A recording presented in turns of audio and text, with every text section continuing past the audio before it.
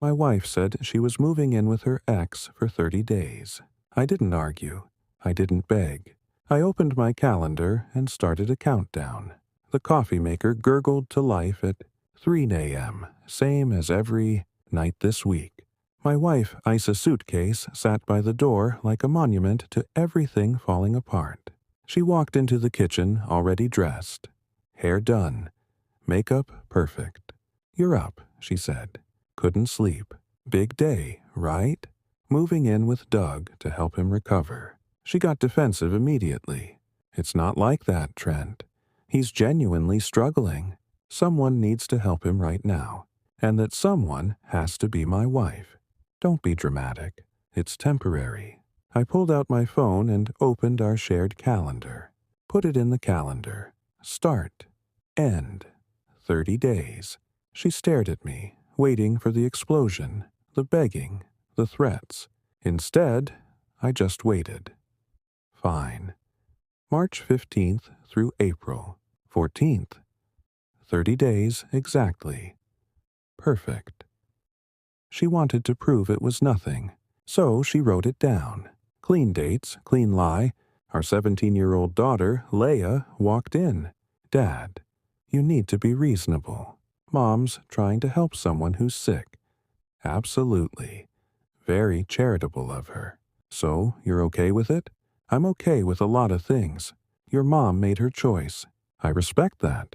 Isa's eyes narrowed. "What's that supposed to mean?" "It means you decided to spend 30 days living with your ex-boyfriend. I think that says everything about our marriage." "He's not my ex-boyfriend. We dated briefly in college 20 years ago." "Right. Ancient history. Just like our wedding vows." Alla grabbed her suitcase. "I'm not doing this with you. We'll talk when I get back." "Sure, we will. You're not going to stop me." "Nope. Have a great time." She looked at Leia. "Don't let your father poison you against me." And then she left. Leia glared at me. "I can't believe you. She's trying to help someone." She put it in the calendar herself. 30 days. It's temporary. We'll see. By 9 a.m., I'd filed for divorce. That's when things got interesting. I spent the morning in my workshop making changes. Over the years, I'd set up everything through interconnected apps. Calendars, bills, school, medical records, home security. I was the primary administrator on everything. By noon, her codes didn't work. The school wouldn't talk to her.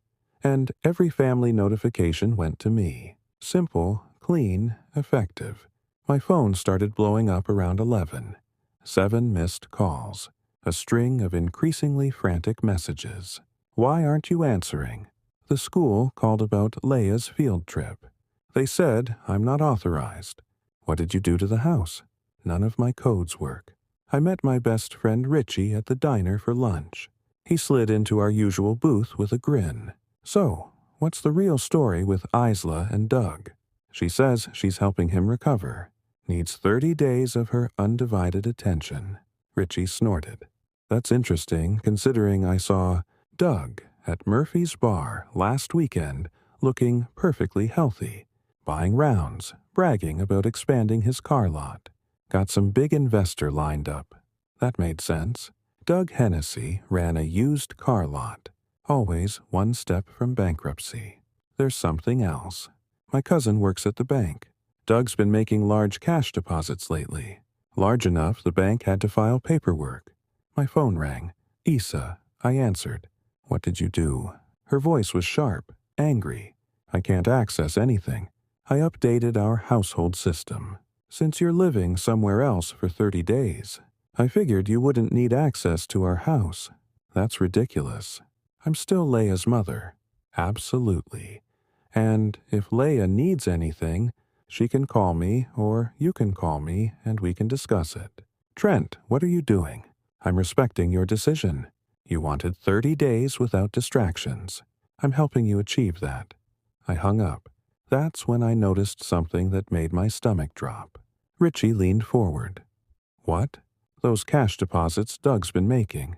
When did they start?" "About 6 weeks ago. Why?" That's when Isla started staying late at work for special projects. 3 days later, the picture got clearer. My neighbor, Mrs. Dwyer, cornered me at the mailbox. Saw your wife at the grocery store yesterday, buying steaks, wine, fancy cheese, things you buy for a celebration, not a sick room. She looked happy. Trent really happy. Then Isla's co-worker, MN, showed up at my door looking uncomfortable. I probably shouldn't be here, but I thought you should know. Isla's been talking at work about Doug, about their history. She said he was the one who got away. That being around him made her realize what she's been missing. There it was. There's more. Doug's been telling people around town they're getting back together. Says it's just a matter of time before she leaves you permanently. He's bragging about it at Murphy's Bar, the auto parts store, everywhere. And then my daughter asked the one question I couldn't answer. Leia came home from school upset. Some kids are saying things about Mom. I told them they were wrong. But I called Mom today, and Doug answered her phone. He said she was in the shower and would call me back. She looked at me with confusion and hurt. Why would he answer her phone, Dad? And why was she showering at his place in the middle of the day? What do you think might be going on? I don't know.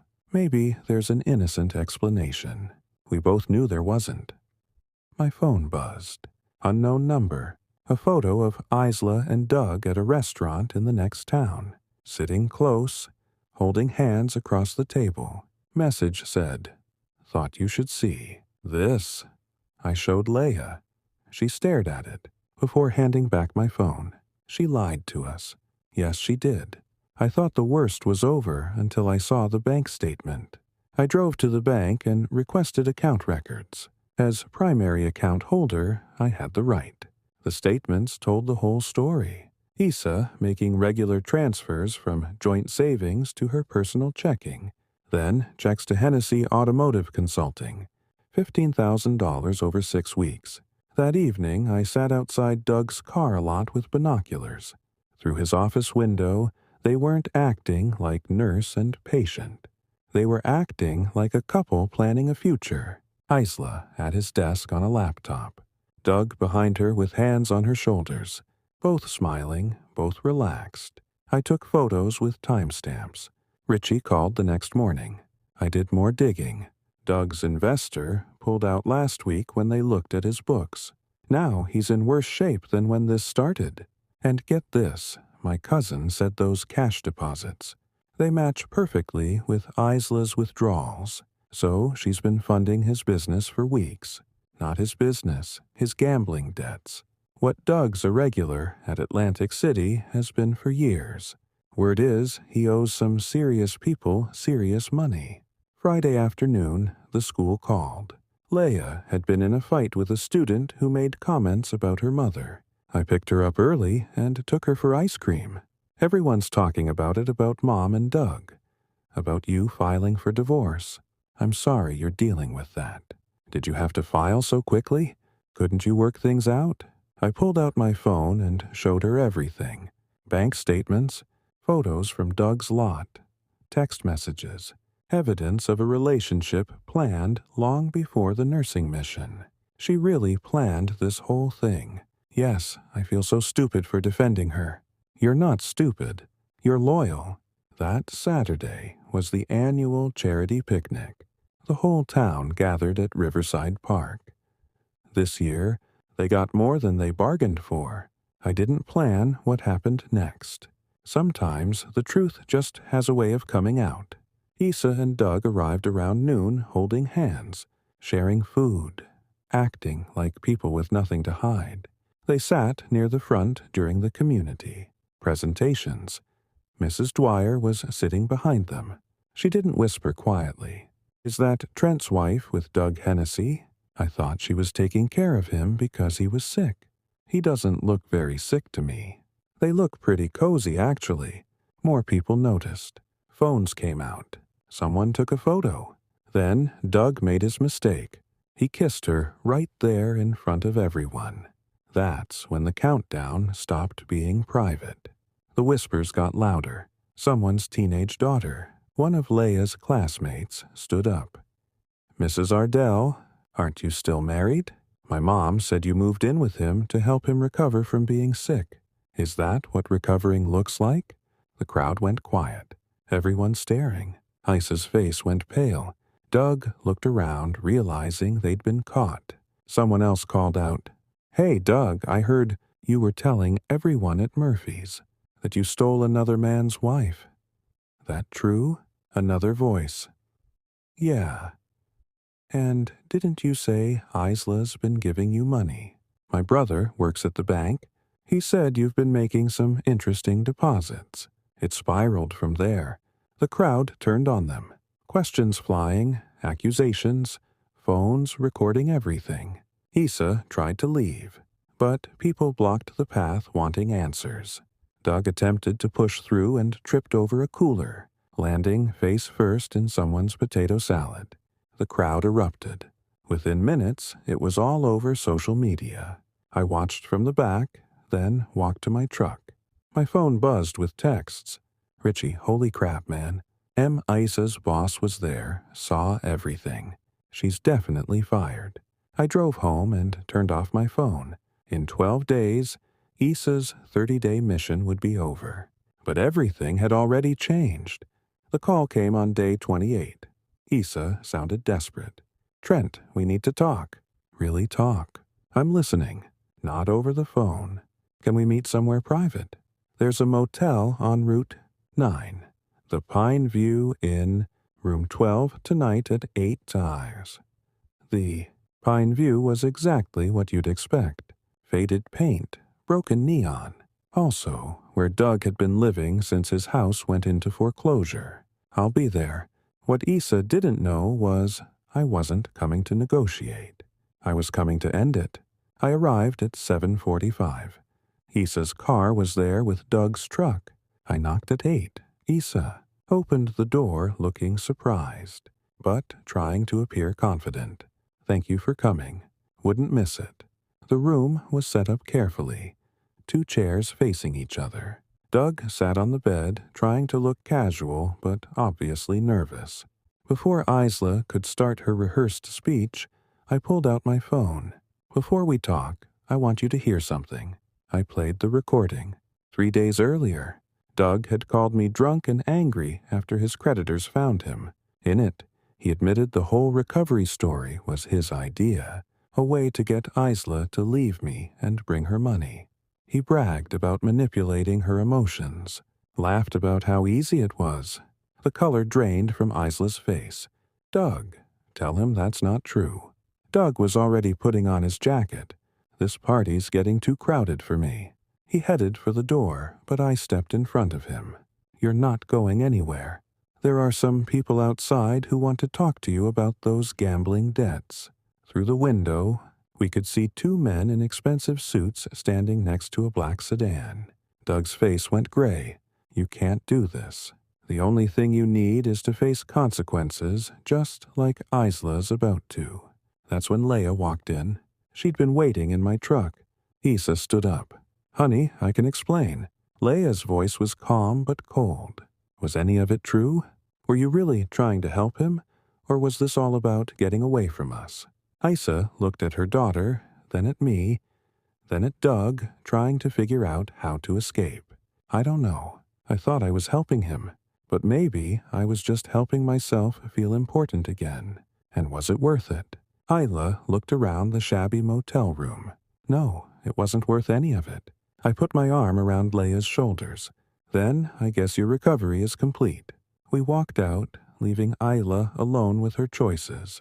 Day 30 arrived with a crisp spring morning. I woke early, made coffee, sat on my porch watching sunrise. My phone had been quiet. No desperate calls, no angry texts. According to Richie, Doug worked out a payment plan with his creditors and left town. Isa checked into a different motel, trying to figure out what to do next. Leia came downstairs dressed for school. She'd been different since the motel. Quieter, but somehow more mature. "Any word from Mom? Her lawyer called yesterday about divorce proceedings." "How's that going?" "Smoothly. When one spouse abandons family and empties savings for someone else's gambling, it becomes straightforward. What about college? Your college fund was separate. She couldn't touch it. We'll be fine. The divorce finalized that afternoon. Hala didn't contest anything. I kept the house, vehicles, custody. She kept her belongings and whatever remained after Doug's creditors finished. I was cleaning her closet when I found the journal hidden behind old shoes. I almost threw it away, but curiosity won. Entries went back 6 months. Her growing dissatisfaction, increasing contact with Doug started with social media. Then texts, phone calls, secret meetings. The final entry was dated the day before her announcement. Tomorrow, I tell Trent about helping Doug. I know he'll be angry, but maybe this is the push we need to end this marriage. I've been pretending too long. Doug needs me, really needs me. That feels better than anything with Tren in years. 30 days should be enough to figure out if we have a real future. If we do, I'll ask for divorce. If not, I'll come back and make the best of things.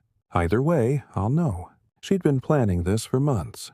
The recovery story was cover for a trial separation. But she made one critical error. She underestimated me. The final scene happened at the diner. I was there, with Leia and Richie celebrating the end of a difficult chapter when Isla walked in. She looked terrible.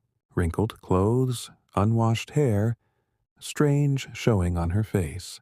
She spotted us and walked over, ignoring stares from other diners. Trent, please, can we talk? We have nothing to talk about. The countdown's over. Divorce is final. I made a mistake, a terrible mistake. But people make mistakes. What you did wasn't a mistake. It was a plan. You documented it in that journal you left behind. Her face went pale. Leia looked up from her dinner, calm and resolved. Mom, you stopped being part of our family the day you moved in with Doug. You chose him. Now you live with that choice. But I love you both. No, I said, standing. You love the idea of us. You love having us as backup when other options don't work out. But you don't love us enough to choose us when it matters. Hala started crying, desperate tears meant to generate sympathy. But I learned too much about manipulation to be affected. You asked for 30 days to figure out what you wanted. You figured it out. You wanted Doug, his gambling debts, his lies. You got all that. What you don't get is to come back and pretend it never happened. I left money for dinner and walked out. Leia and Richie followed. At the door, I turned back. Issa was at our table crying while the diner watched. It should have made me feel sorry for her. Instead, it just made me feel tired. Outside, Leia took my arm. Do you think she'll be okay eventually? She's smart enough to rebuild if she wants to. But that's not our problem anymore. The hardest part is accepting you can't save people from their own choices. You can warn them, try to help, but ultimately they decide who they want to be. We drove home through quiet streets, past houses where normal families settled in for ordinary evenings. 30 days had been enough time for Isla to lose everything that mattered, but also enough time for Leia and me to discover we were stronger than we realized. The calendar entry was still in my phone, March 15th through April 14th. 30 days. That changed everything. I marked it complete and deleted the reminder. Some chapters are meant to stay closed.